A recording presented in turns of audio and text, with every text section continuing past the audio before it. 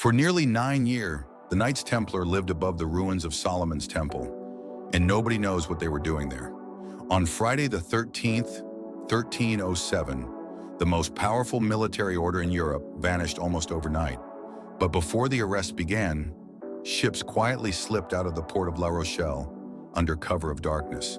Their cargo was never recovered. No one knows exactly what was taken: gold, sacred relics, ancient archives, or something far more dangerous. The story begins in Jerusalem. The year was 1119. The First Crusade had succeeded. Christian armies had captured the Holy City. Pilgrims flooded toward Jerusalem from every corner of Europe. But the roads leading to the city were dangerous. Bandits stalked travelers. Raiders attacked caravans. Murder and robbery were common. To address the problem, a small group of knights proposed a solution. Led by a French nobleman named Hugues de Payens, 9 knights formed a brotherhood dedicated to protecting pilgrims. At least, that was the official story, because almost immediately, something unusual happened. The new brotherhood was granted headquarters at Temple Mount, specifically inside a structure built atop the ruins associated with the ancient Temple of Solomon. To medieval Christians, there was no more important location. It was a place wrapped in sacred history, a place connected to kings, prophets, and biblical legends. And for nearly 9 years, the Templars remained there. 9 years, an astonishing amount of time. Yet historical records describe surprisingly little military activity during this period.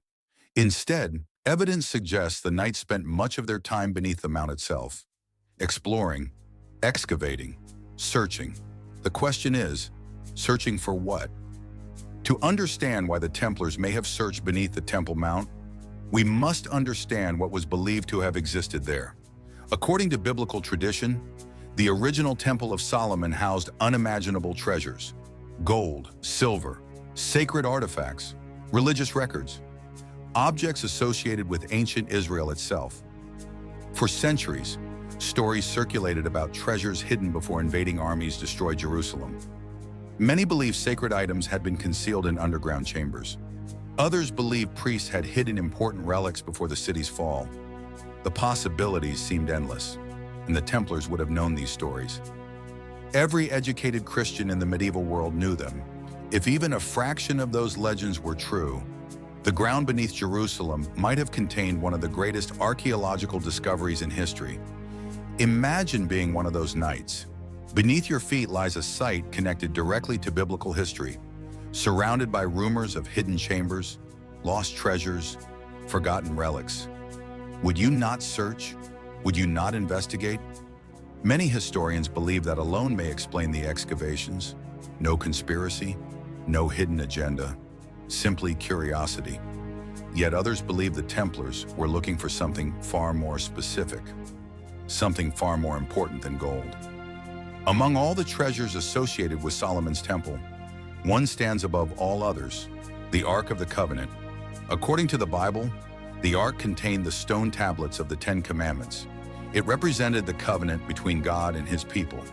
It was arguably the most sacred object in ancient Judaism. Then, it vanished. The Bible never clearly explains what happened to it. Historians have searched for centuries. Archaeologists continue searching today. No confirmed trace has ever been found.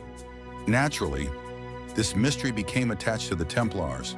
Some theories suggest they excavated beneath the Temple Mount specifically to locate the Ark. Others claim they succeeded.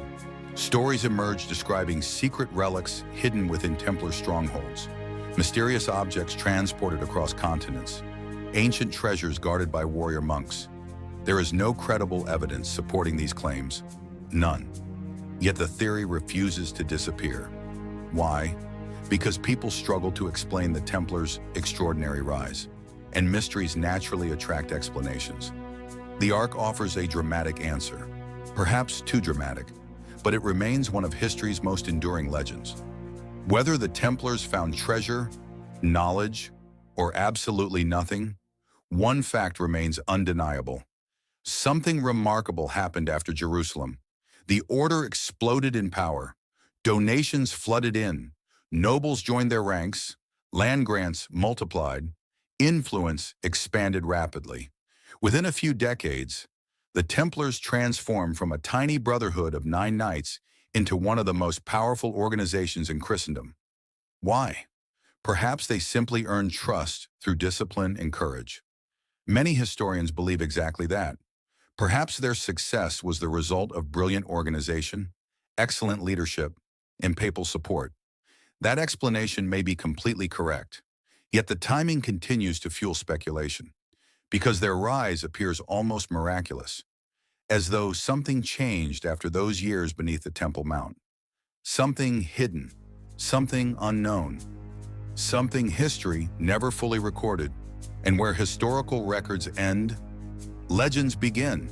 Over the centuries, countless stories emerged.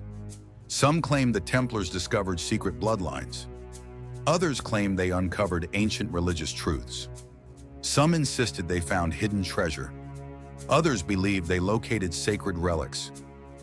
Every generation added new theories, new legends, new mysteries. Most are impossible to prove. Many are almost certainly false, yet all of them point back to the same unanswered question. Why were the Templars digging beneath the Temple Mount? The strange reality is that we still don't know, and perhaps we never will, because the men who knew the answer carried that secret to their graves. In the 19th century, British explorer Charles Warren descended into the ground beneath Jerusalem. He mapped shafts, substructures, ancient passages running beneath the Temple Mount platform. What he found was not empty rock. It was a complex network of vaults and tunnels, buried beneath centuries of construction, real, documented, and largely forgotten by history. And that discovery fueled a question that has never gone away. If such spaces existed beneath the Temple Mount, did the Templars have access to them during their 9 silent years of residence there? Medieval records do not describe systematic excavation. No monk wrote it down, no chronicle recorded it, but later traditions began to imagine what those silent years might have contained. Perhaps the Knights Templar discovered treasure, perhaps they discovered knowledge, perhaps they discovered nothing at all. But one fact remains impossible to ignore. 9 relatively unknown knights entered Jerusalem in 1119. A generation later, their order stood among the most powerful institutions on earth. Was it faith? Was it skill? Was it luck? Or did something happen beneath the stones of Solomon's temple that changed the course of their future forever? 9 centuries later, the tunnels remain silent, the evidence remains incomplete, and the greatest mystery of the Knights Templar remains exactly where it began, beneath Jerusalem, waiting to be uncovered.